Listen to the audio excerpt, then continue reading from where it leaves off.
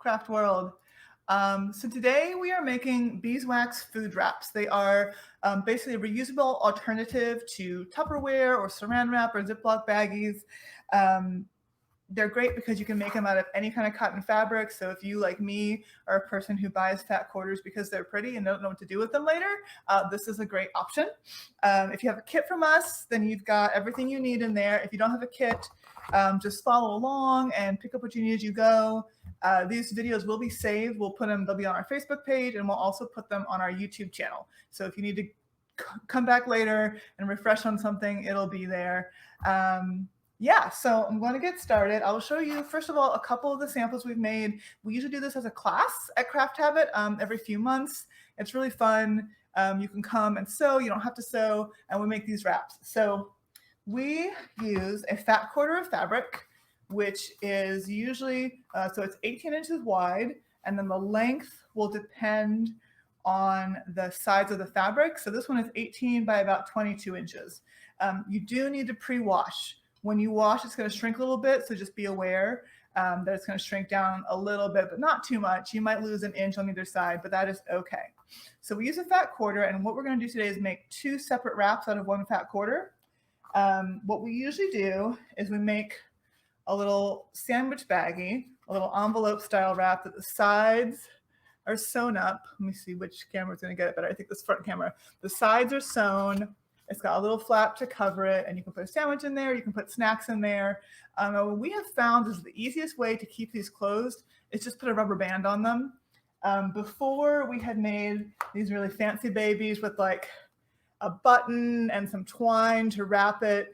But we found that for practical use, this was just harder to wash because once these are done, you hand wash them, just dish detergent works. But this is harder to wash. This is easy to wash. You usually have rubber bands around the house. So we found that this sort of was more practical everyday use.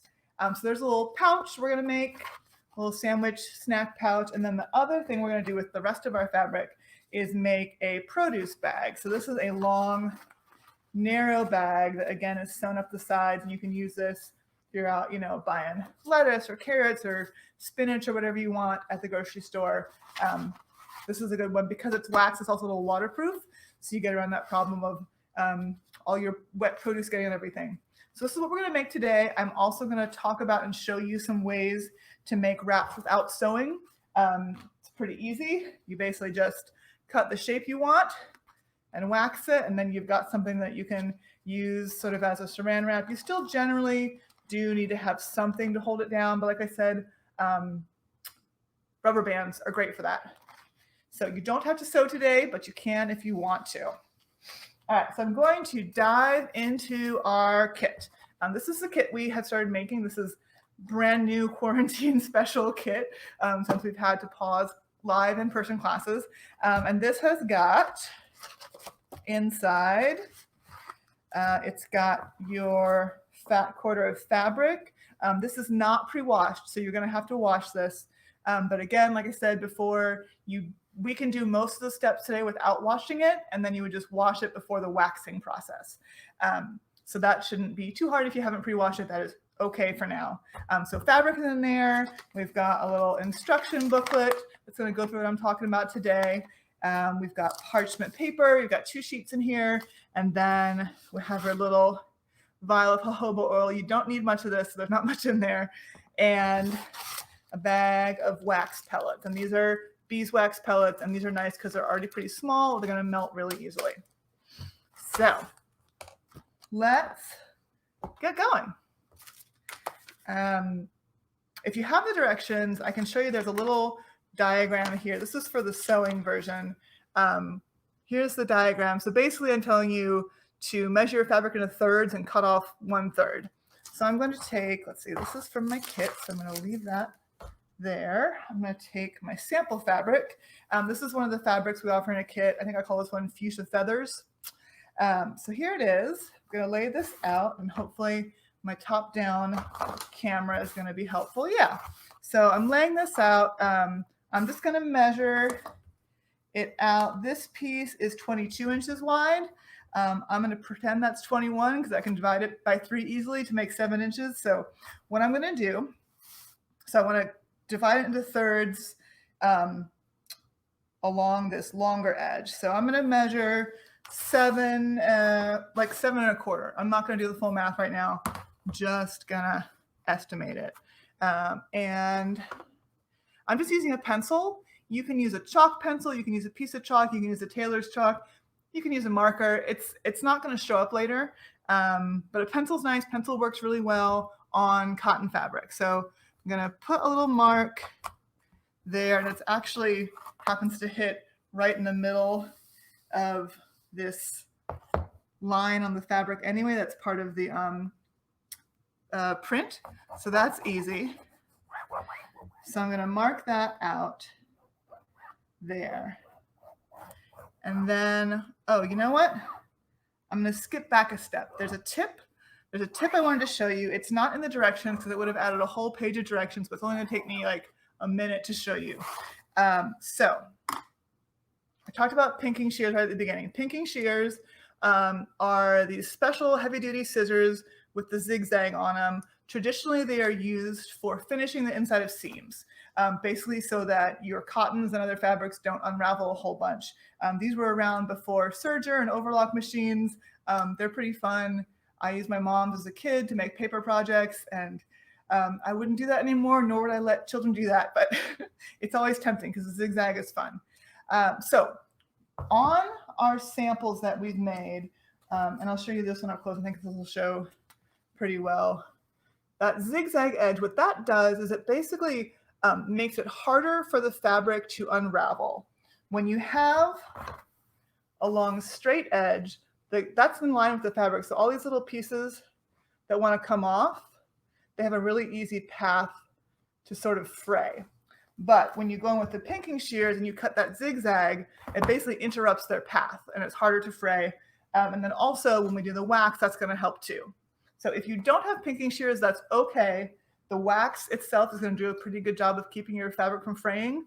But if you have pinking shears, I recommend this.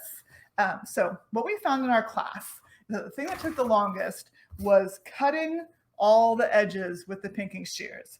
So I've worked out a quicker way to do it.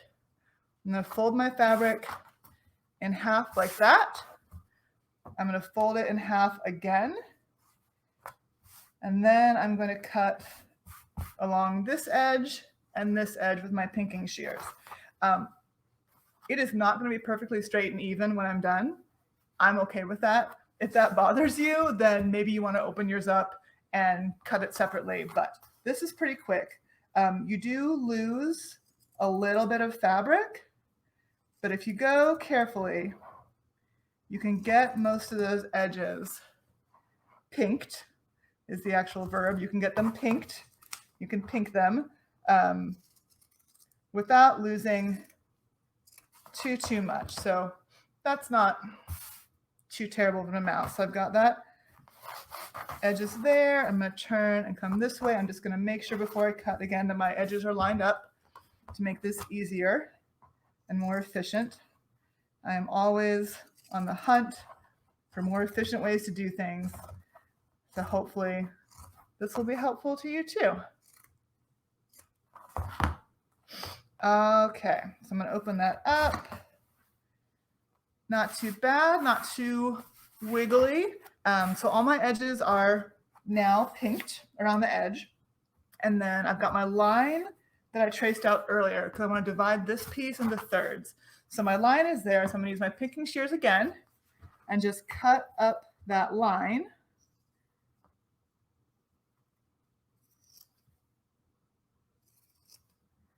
Just like any scissors, pinking shears can get dull at different parts of their blades. So if you find that when you go to cut, it's not cutting really well, I will usually just either move my blades forward or back so I know that I'm starting at the sharpest part. And honestly, I don't know what you do when your pinking shears get too dull to use. I haven't had that problem, luckily. I assume there's some way to get them sharpened, but it's got to be a lot harder than when you have straight blades. So yeah, just like protect your pinking shears. Don't let dumb kids like me cut paper with them. All right, so now we've done that. So now I've got two pieces and they each are zigzag edges all the way around. I am going to take this bigger piece. Let me see. I'm going to follow the directions so that if you are following the directions, it makes sense. Yeah, I'm going to take the bigger piece and put it away just to the side. And my smaller piece here, I'm going to fold into that sandwich bag shape. And I just kind of wing it. I sort of fold it up and think, okay, is that big enough for a baggie? Is that big enough for a flap? I think I'm going to do this a little bit higher and make the flap a little bit smaller. As long as that flap comes down about halfway, that's usually going to be fine. And then I'm going to use my sewing machine and stitch this side and this side. You could do that by hand as well. It's not too much to stitch if you want to. And you will see, I'm going to stitch it on the top. Normally when you sew something, you sew a pouch, you would usually stitch it inside out and then flip it. But because we have done the pinking around the edges and we're going to add the wax, this is going to give us a fine edge, and sewing it without flipping it is just going to give us a little more room inside the bag. And also, in my opinion, it makes it easier to clean. You might find differently, but once you've done this, you can make a million of them. You can experiment with different ways that you like. So I'm going to pull out my sewing machine, get this plugged in. Just doing a real basic straight stitch. Stitch length, probably about 2.5. And then I'm going to stitch pretty close to the edge. I'm going to use the edge of my presser foot here as the sewing line. And I'm sorry that this camera angle is not good for sewing, but basically, if you're familiar with sewing, this will make sense. And if you're not, you can hand stitch it, or you can just do a non-sew version, which I'll get into next. But I'm going to go ahead and stitch this. Let's see. Okay.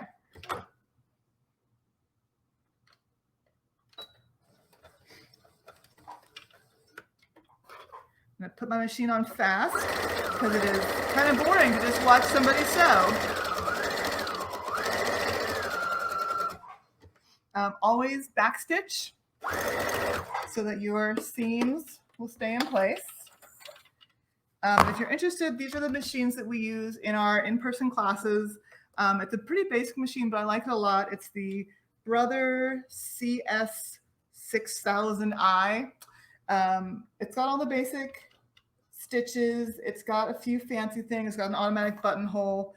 What I like about it is a teaching machine. So if you're out there and you want to learn to sew, or you want to teach a kid, as a teaching machine, it has a speed control, which is nice. You can put it on really slow, and then no matter how hard you press the pedal, it won't go too fast. It also has this thing where if the presser foot is up and you try to sew, it'll beep at you, which is nice. If you've ever sewn or learned to sew, you know that remembering to put the presser foot down is one of the things that beginning sewers often forget to do. And if you sew with the presser foot up, you're more likely to run into trouble. There we go.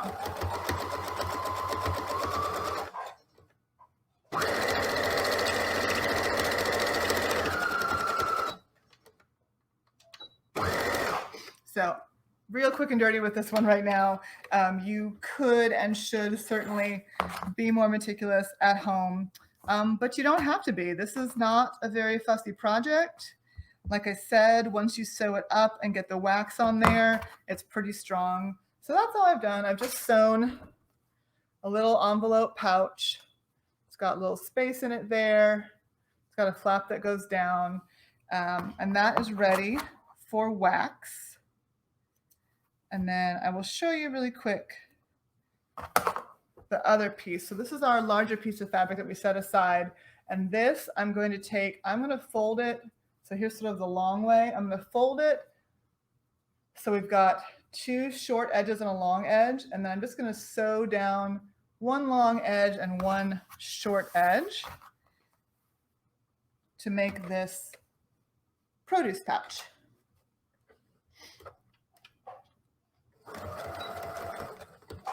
If you are just joining us, welcome. If you have a kit, you can follow along with the instructions. If not, once I sew this, I'll go back and sort of do summary of what we've done so far. If you're going to do wax today, go ahead, get your iron started heating up. You want it to be a dry iron at a medium-high heat. Also, you want some cardboard to protect your surface of your ironing space.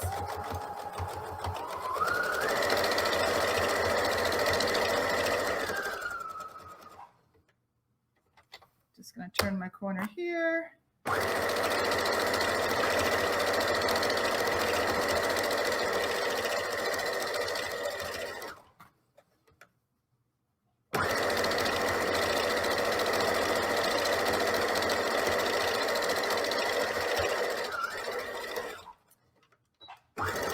I do not normally sew this fast, but I'm trying to be quick because I know live video needs to keep up the pace. All right, so that is all the sewing that is required if you're going to make these two pouches. So this is the produce pouch. It's long and narrow. It's great for celery, carrots, romaine lettuce, spinach, whatever you want to put in there. And this is the sandwich pouch. And the reason that we make these two sizes is because you can get both of them out of a single fat quarter of fabric. We wanted to make sure you could do something pretty simple that wouldn't take too much fabric. But if you've got fabric at home, you can do any size, any shape you want. And I want to talk a little bit about the no-sew version. So this is just 2 sewn pouches, but you can also take your fabric and cut it up into smaller shapes. So you could take a fat quarter. Again, this is our about 18 inches by 22 inches size of fabric. So you could do a fat quarter. So one thing you could do is you could just wax this as is, and then you would have a really big piece of basically a reusable cling wrap. You could use it to cover a big mixing bowl. You could use it to wrap up something big in the fridge. You can also cut this down if you have different bowls of sizes that you want to make covers for. Just cut it down to match those. When I do that, I usually leave them square and then just let them fold over things however they will. This is just my water glass, but square is going to fold just fine. And then you can put a rubber band around that and that'll hold. So same thing for if you're using this over dishes to preserve food in the fridge, you can do that. If you want to cut them round, It's all up to you. So just to reinforce it, you do not have to be able to sew to make these. They are wraps. So there's pouches and wraps. Both options are good. If you have the kit and you wanted the no-sew version, I think that I recommended cutting your fabric in half down the center line to make one sort of larger wrap, and then your other one in half again. So you'd have 2 that are sort of this size. So like 1, 2, and then 1 longer piece. But again, just suggestions. You can cut them any shapes and sizes you want. So for anyone who has just joined us, we are working on Beeswax reusable food wraps. It's a way to sort of replace Ziploc bags and cling wrap and Tupperware and stuff that you have, or at least add to it in a sustainable sort of way.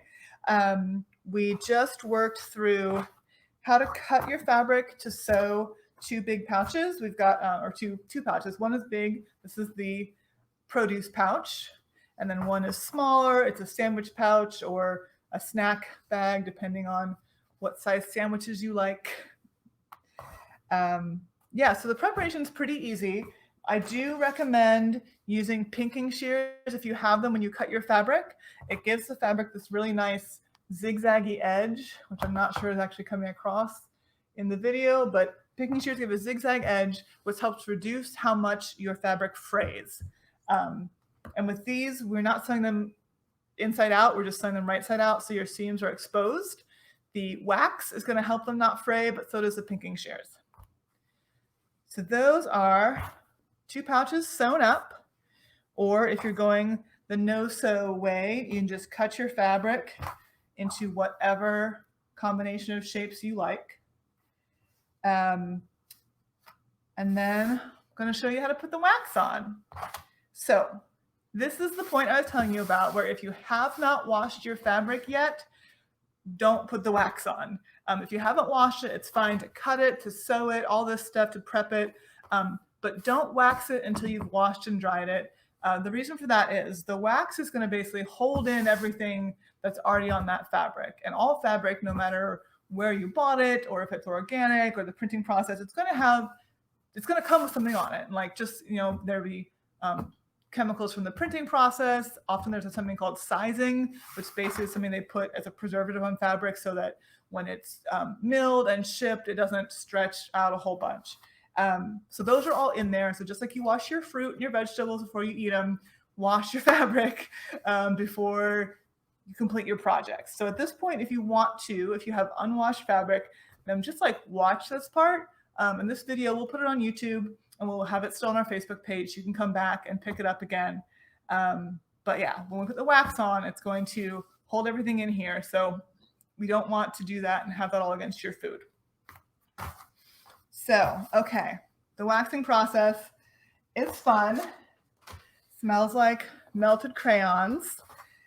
You definitely want to have your iron ready.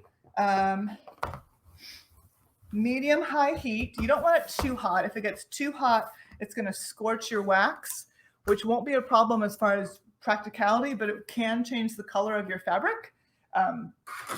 The scorched wax gets a little brown, and if you have a lighter color fabric, that's going to show up. You do want to have some cardboard down on your ironing board or your ironing surface, whatever you're using. And I'm just noticing that my cardboard has some pieces of packing tape on it. So I'm going to make sure I don't iron over the packing tape. So just be aware of that as well. All right, so now we're going to use our pouches, or if you just have pieces of fabric, use that. We are going to put down a piece of parchment paper. If you have a kit, you got 2 pieces in here, so put one down. All right, we're going to watch this camera now. Put one down. I'm going to start with my small snack pouch and put it on there. Now, the nice thing is when you do the waxing process, it's going to go through both layers at once, so you don't need to flip it, which is cool. All right, and we've got our little jojoba oil and our wax. I'm just going to test my iron. I like to iron the surface I have next to me and then just feel it, and that feels pretty good. If it hurt my hand, that'd be too hot. Obviously, nobody hurt your hand. All right, so parchment paper is our first layer of defense. Your fabric on top. We're going to open up this baggie of pellets, and less is more. Start small. You can always add more, but especially if you're doing a few different pouches out of your fabric, start small so make sure you'll get everything done, because it's really easy to like over wax one pouch and then not have quite enough for the other. So I'm sprinkling this out. I'm trying to kind of get it evenly distributed across the surface. I think it should look good, like, I don't know, like if you're seasoning food, it should be even. And then the jojoba oil is in this little shaker bottle. I'm just going to shake a few drops out. A little squeeze, just a few over, there it goes. Just a few spread out. You don't need too much. What the jojoba oil does is, first of all, it acts as an emulsifier. It helps the wax melt more evenly and spread out more evenly. So it's good for that. It also supposedly has antibacterial properties, which, since you're wrapping up food in this, doesn't hurt. So you don't need much. Honestly, when you're done making these wax wraps, it'll probably look like you didn't use any at all. That's okay. A little oil goes a long way. All right, so parchment paper, fabric, wax spread out, jojoba oil on top. Now your second piece of parchment goes on top of this. And I will tell you this now, no matter how careful you are, you're gonna get some wax on your iron. It's just gonna happen. That's okay. Just have some scrap fabric around that you can iron afterwards, and what will happen is any wax on your iron will transfer to the scrap fabric. And if it doesn't, the next time you heat your iron up, you'll know there's wax on it because it's going to smell like crayons. So just remember, if you think, why does it smell like crayons? Make sure you iron some scrap fabric first before you go iron something you care a lot about, because wax is hard to get out of fabric. All right, disclaimer aside. So I'm just going to take my iron and put it down on top. I'm going to press pretty gently and start to smooth out. And if you remember doing those crayon paintings between wax paper, this is very similar. And you will start to see, so here you can see that the wax is kind of seeping through. What's really nice about that is you can see where the wax is spreading in your fabric. So what we really want to do is keep spreading that out until that sort of wax stain is everywhere on your fabric. So one thing you can do is sort of like rest your iron for a few seconds till that wax starts to melt. And then what I'm doing is I'm actually kind of like pressing and pushing to move that wax around. And don't worry if with this first go around that it's not going everywhere. That's okay. You can always add more. It's just better to start with less and add more as you go. So when you can tell that all of your wax pellets are pretty melted, and I definitely went really low on my wax, you just peel this up and add some more wax, and you keep going. And now you should be able to kind of see the lighter spots and darker spots on your fabric that are showing you where it's waxy and where it isn't. Don't stick your hand right down on it. That wax is going to be kind of hot. Also, it is fine to experiment with the heat of your iron. I say start on medium high, even the low side of medium high. And if you feel like it's not doing the job, inch it up, heat it up a little bit more at a time. Just don't start high because then it'll start scorching. And we don't want that. So my second round of wax is here. And I think I'm going to turn my heat up a little bit. This iron goes to 6 and I had it on 4. Now I've got it on 5. It's still okay. You'll start to smell it really strongly if it's scorching. It will just, you'll smell it no matter what because the melting wax is going to have a smell. But if it gets scorchy, you'll know. It won't scorch the paper unless you have like some incredible iron that gets very, very hot. In which case, go like borrow a bad iron from a college student. You don't need something that hot for this project.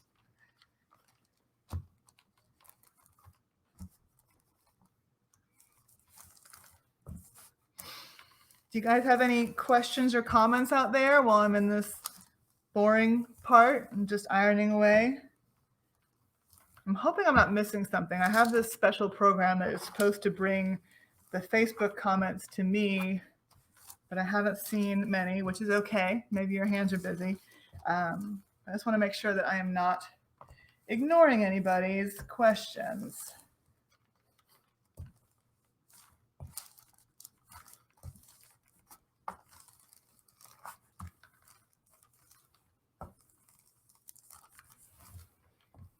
So when this process is all done, you're going to want to hang on to your parchment paper because it has now got wax residue on it. And as you use your beeswax wraps, eventually, the beeswax is going to wear away a little bit. But if you feel like it needs a little bit more after you've used them and washed them a few times, if you save these pieces of paper, you can put your wax back between the paper and iron it down, and the wax residue that's left on these from this process can help you to get your wax back. So it's good to hang on to it for the future. All right, so once you've gotten to the point, I think I'm there where it looks like my fabric is pretty well saturated with wax. And you will notice if you're doing a double layer, like this is the envelope piece, there's a double layer here and a single layer here. The double layer is going to take more wax, twice as much fabric, twice as much wax, pretty much. But I think this looks pretty good. This is going to be hot, so be careful. But go ahead and peel up one piece. You'll see some hot wax around here. Give it a little bit of a moment to cool down, but you don't want it to cool all the way without opening it. So when these pouches that have an inside to them, we found that if they dry flat like this, it's pretty hard to get them open again. Oh, hey, Emily. Hi, Heather. Thank you. So if these dry before you open them, it's pretty hard to open them up. So what I like to do is when it's still warm but not too hot to touch, go ahead and open it up and then kind of sit it like that to dry. Let's see how I can put it where I can show you. So I'm sitting it to dry so it's just not completely flat. Okay, so Heather, your question. I have only done this with beeswax.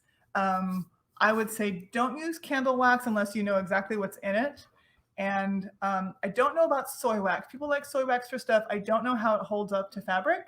I've only ever heard these referred to as beeswax wraps, so I'm not sure if there's something else that works as well, but I bet the internet knows. And if it could do with soy wax, that would be cool too. But one nice thing is, so we have our kits with the beeswax in it, but there are also lots of local beekeepers who have wax that they sell, and that works really well too. What we have is kind of, we purchased it in these little pellets, so it's white and it's processed, but you can get regular beeswax, which is usually more sort of honey colored, and kind of shave it down. It usually comes in a big chunk, so you'd want to get like a cheese grater or something and shave it down. But it works really well. It smells really nice. It's natural. It's local.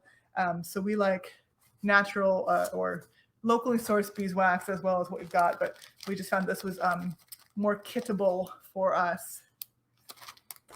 All right. So once you've got one of these sitting to dry. Oh, I didn't open up my corner, so I'm going to show you right now. So this corner here was still closed.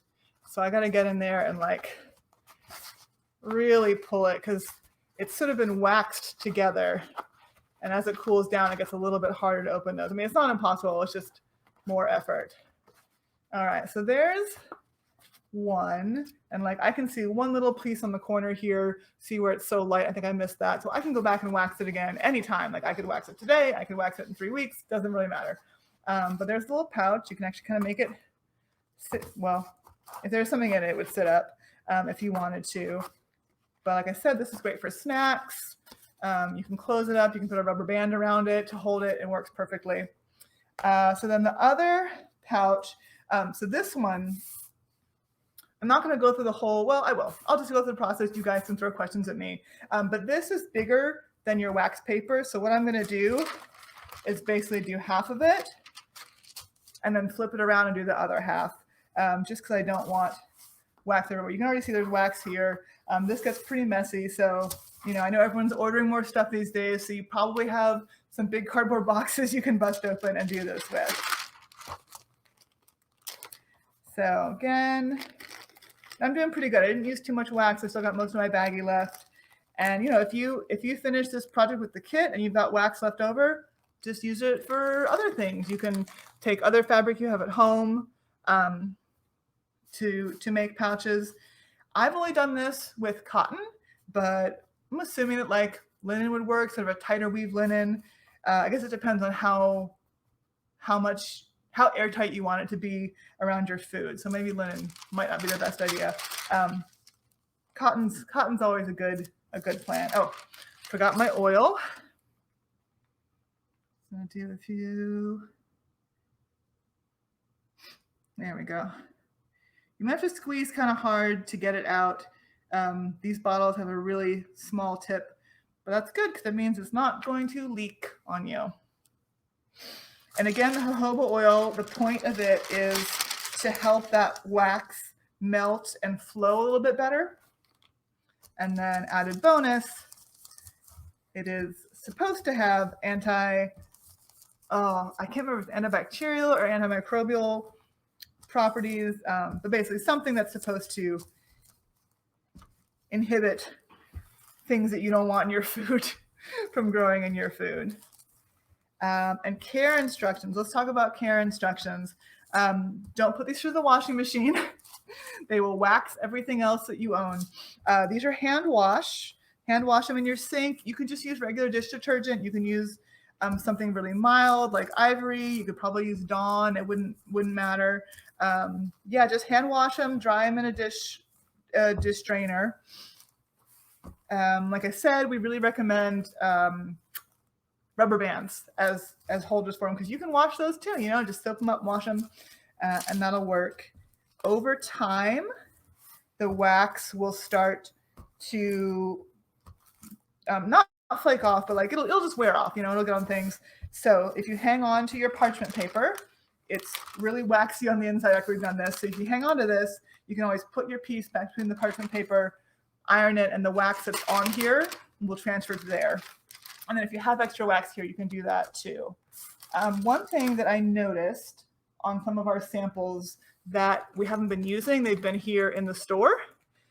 We haven't used them, so they've kind of gotten dried out. Like here's one, you can kind of see like it's dried. I don't know if you can really see, but it's dried out and the wax is flaking a little bit, which a couple things. One, because it dried out, and two, because maybe there was too much wax in this. But when I finish this, I'm going to try and just put this between the parchment paper and iron it again and see if it softens up. I think it should, because nothing bad has happened to the wax. It's just kind of dried out from lack of use.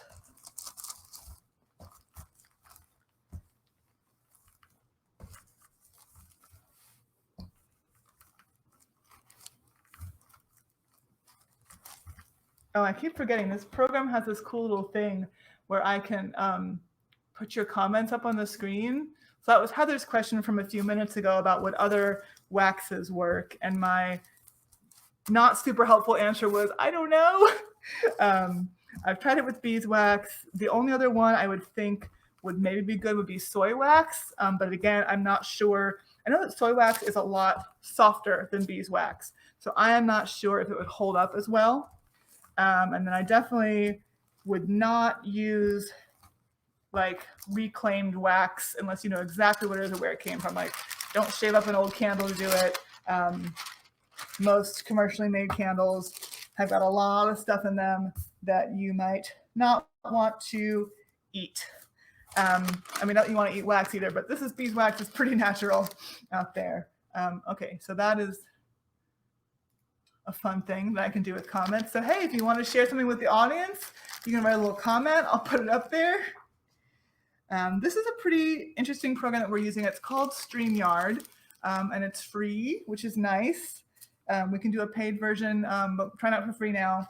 We have never really done a lot of online classes. I always kind of felt that when we started the store, our niche was being the place you can come to when you've tried to learn it on YouTube and you just need a human being to hold your hand. That is how I teach, usually not actually holding your hand, but like, you know, I like to sort of field questions in person and troubleshoot, but we are rolling with the times. Emily, yes, you can put these in the fridge for sure. Yeah. So Emily's question was, can we put them in the fridge? Yes. Yes. I think that the reason this one is drying out is more from lack of use rather than temperature. So yeah, they'll do well in the fridge. If it's there for a long time, I would definitely put a rubber band around it, because as it gets colder, it's going to get stiffer. And if it has sort of if you want it to have a tight seal, put a rubber band around it. But yes, they're safe for the fridge. Oh, good. Heather's going to try some soy wax. Yeah, let us know. That'd be awesome. I'll have this video on YouTube, and I think I'll still have the, excuse me, vampire cough. I think I will still have this live stream up on Facebook too. So Heather, if you want to comment and let us know how the soy wax went, that'd be awesome. Elizabeth, oh yeah, Elizabeth's comment is about pine resin. We have done it with pine resin before. It is really sticky. I think that if you use pine resin, I think it does increase the longevity and yeah, the cling and the seal to it. We don't use it in our classes though, because the process is super sticky. I think it has to be hot when you use it too. Like you can't heat it with the iron. It has to already be hot to do. So we haven't done that in class, but yeah, there is a method to do that. And I know that Erin, who's our instructor who did this class originally, tried that out. So I can ask her for her opinion on the pine resin version. Kelly. Oh, yeah. When you add more wax, you have to add more jojoba oil. You don't have to. You can. I usually just add it the first time though, because it will sort of seep into the fabric and move around. If you're having a lot of trouble getting the wax to spread, it's usually just you don't have enough. You can just add some more. It looks like, so I'm sort of using what we have in our kit. It looks like I'm going through about half the wax here. So you can definitely use more. If you've got a kit, you should have plenty. These kits have half a cup of wax pellets. So think about, probably really you would just need a quarter to a third of a cup to do a fat quarter's worth of fabric if you were going to do this with some other materials at home.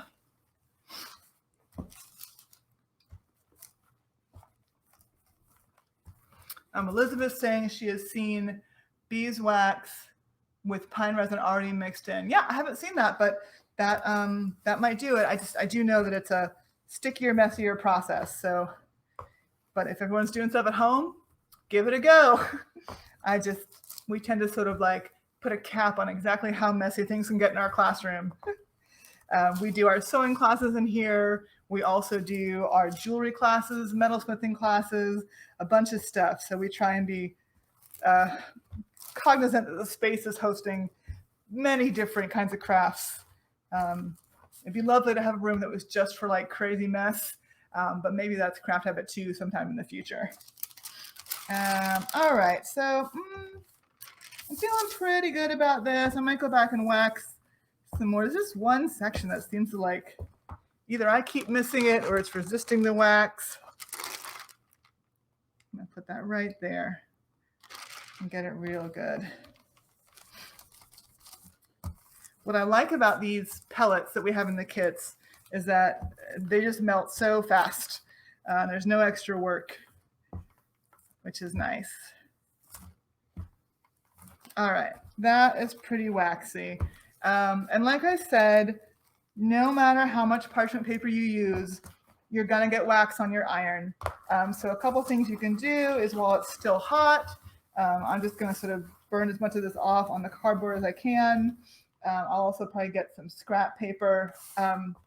You can try and clean it off once the iron is cool, but I think it's easiest to just heat your iron up, iron a bunch over some fabric you don't really care about.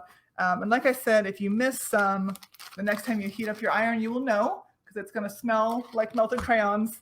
All you do is remember, like, why does it smell like crayons? Oh, wax. And make sure that you iron something you don't care about before you go and iron something that you don't want to get little wax stains on. Okay, so this is my produce bag. And I don't know if you can see this, but there's a bunch of dried wax on here. So this is good. This is valuable. This is wax you can use to re-wax your wraps in the future. So I'm going to take those two, stick them together, and put them somewhere to save them. I might even write on them with my pencil for beeswax wraps.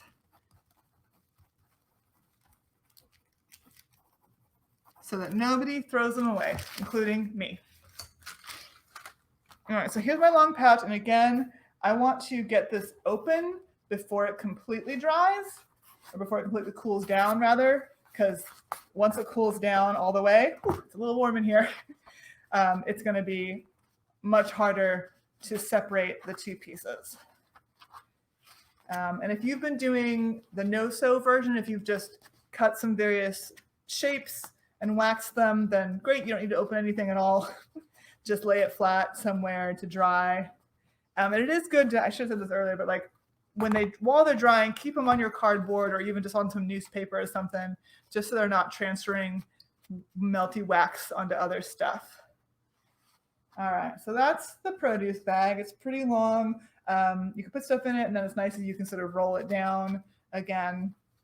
Oh yeah, I was gonna experiment with this. So this bag has gotten really stiff from lack of use. It's been sitting around in our class samples cabinet, not doing fabric. I'm going to put it back in here and just see if I can bring it back to life with some heat. So for those of you waxing at home, how's it going? Any questions? Anything to share? How's your experience? I'd also love feedback about how this is as an online class, because like I said, we're new into this, figuring out as we go what's going to work.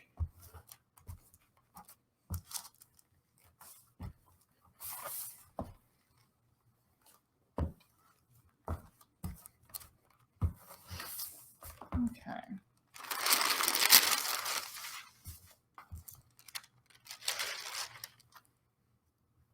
All right, so this already feels softer.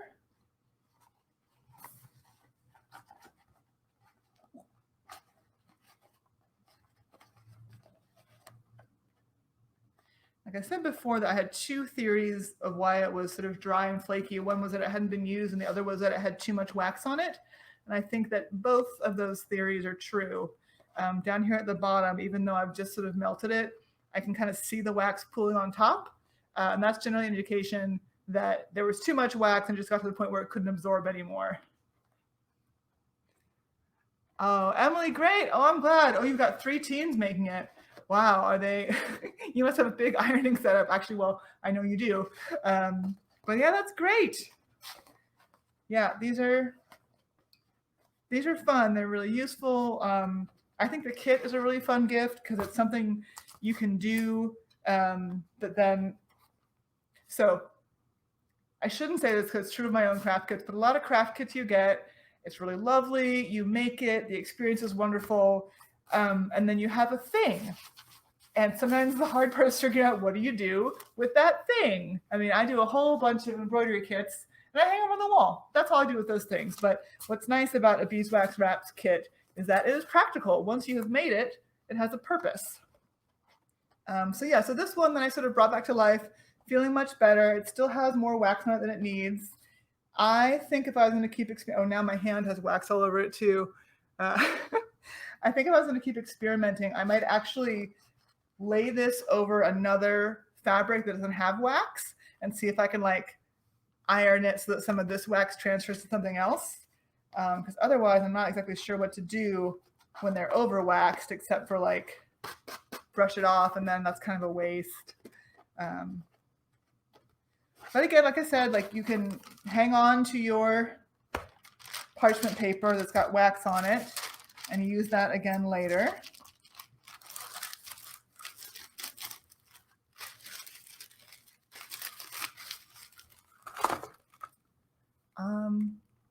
Yeah, so that's Beeswax Wraps. And look, that took about an hour. All right, good. I planned it well. If you have questions about this, you can put them here. You can comment on, so once this is over, the video will still live on Facebook. You can comment there. I should get notifications to see that if you have questions. Like I said, I'm also going to put this on YouTube. I think our Facebook videos page is sort of like every video we've ever posted. So it's things like this. It's also little like boomerangs and gifts and things. So I'll put this on YouTube, which is a little more organized. I can probably do a playlist of some of our craft alongs that we were doing this month, which we're doing more. Yesterday I did embroidery, and you can find that one online. Later this week on Wednesday, our wonderful friend Cynthia is doing an at-home jewelry repair craft along, and that'll be on Facebook Live as well. That's a great one if you've got a little pile of broken stuff at home. She'll walk you through how to fix it. In that Facebook event for the jewelry repair, it's called At Home Jewelry Repair. If you want to post a picture of something that you're working on in the event discussion, Cynthia will look at it ahead of time and then figure out if she can help you during her live stream on Wednesday. We've got a few more that we're going to announce later. I think we're going to do pom-poms, which is always fun. We've got a sort of like macrame hoop weaving thing we've been working on.